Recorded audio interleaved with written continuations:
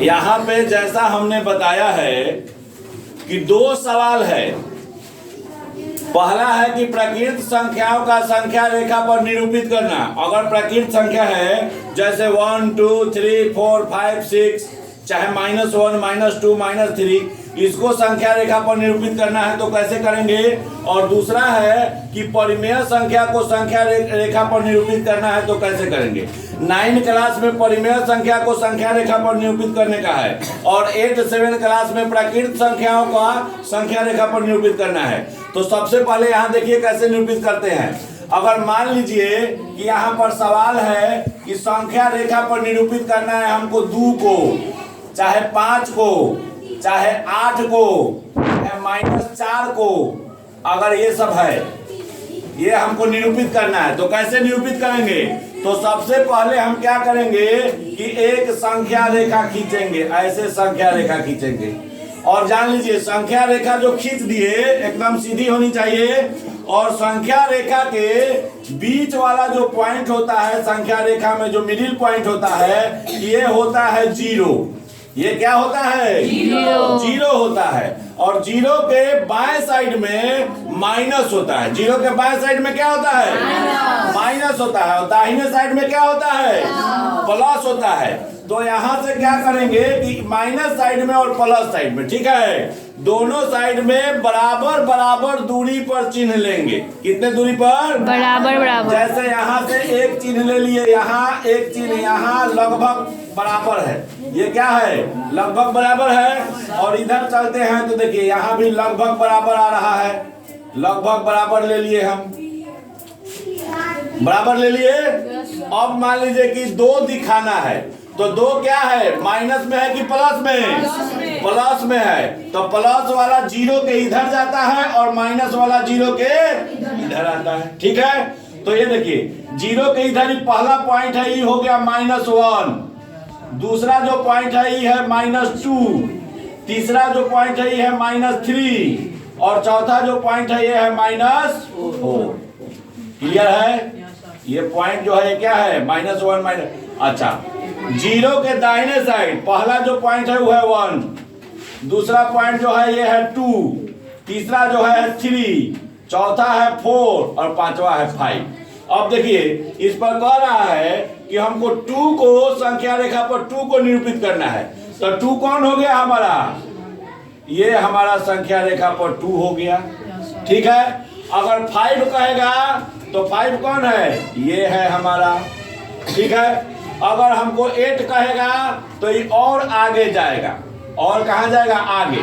यहाँ 6 हो जाएगा, यहाँ 7 हो जाएगा, यहाँ 8 हो जाएगा। ये हमारा क्या हो गया? संख्या रेखा पर 8 हो गया। लेकिन यदि -4 कहेगा तो हम इधर आएंगे। -4 कहाँ है? यहाँ है। तो संख्या रेखा पर -4 कहाँ हुआ? यहाँ हुआ। अगर मान लीजिए कि एक सवाल यहाँ पर कहे कि -6 को संख्या रेखा पर निरूपित करें। कहाँ? संख्या रेखा पर निरूपित करें।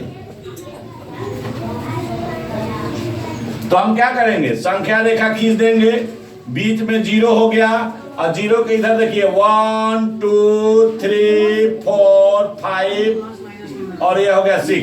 ये हो गया -1 -2 -3 -4 -5 और ये क्या हो गया?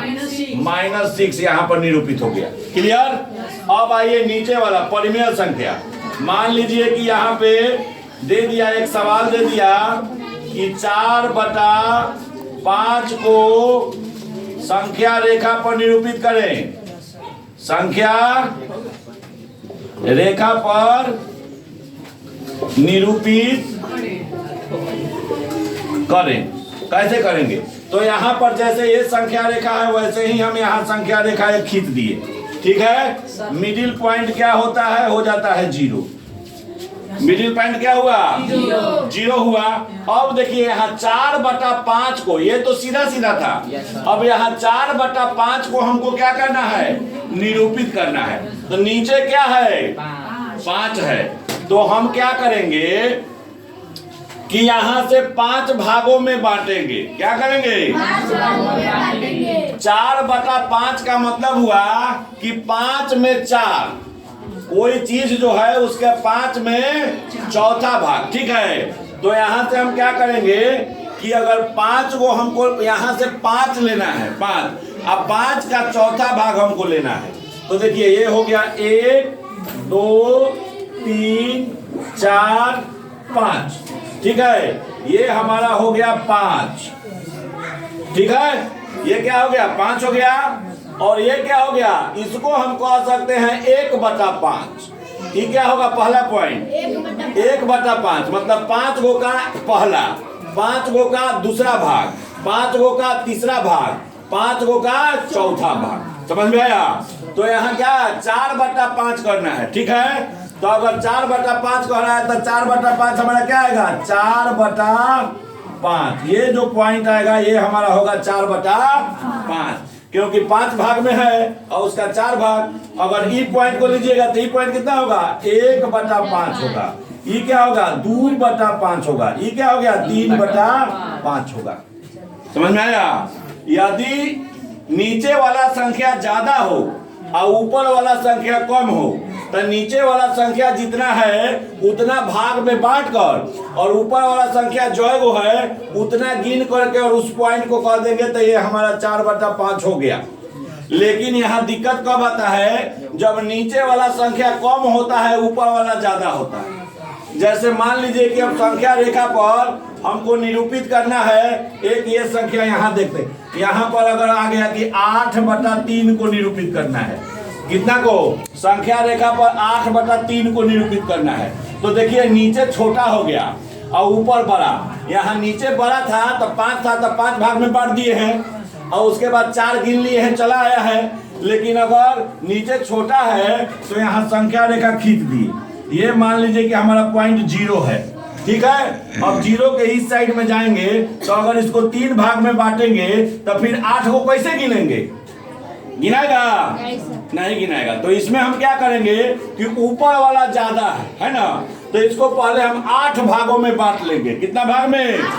8 भाग में बांटेंगे। तो देखिए ये हो गया 1 2 3 4 5 6 7 8 हो गया। यहाँ हम लिख देते हैं 1 2 3 4 5 6 7 8।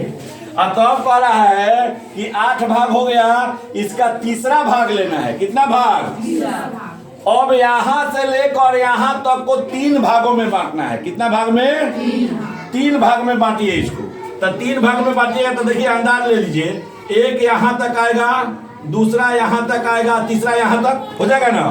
तो यहाँ से 3 भाग में बांटते हैं तो एक मान लीजिए, अब इसको भूल जाइए, 3 भाग में बांटते हैं तो 3 भाग में यहाँ से मान लीजिए कि 8 गो है तो 8 को अगर 3 भाग में बांटिएगा, 8 में यदि 3 से भाग दीजिएगा तो 3 दूनी 6 और 2.0 और 3 6 के 18 फिर 2 0 फिर 3 माने 2.66 के आसपास आएगा।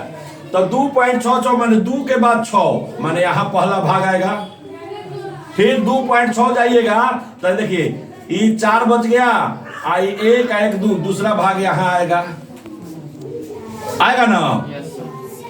देखिए अब यहाँ से देखिए 1 भाग बराबर 2 भाग और उतना ही बराबर 3 भाग हो गया ना। तो इसमें से कौन है 8/3?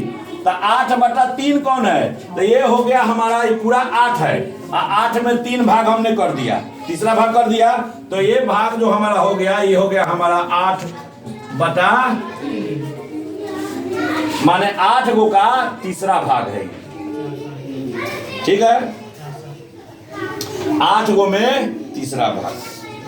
ठीक है, क्लियर? चलो बंद कर दो।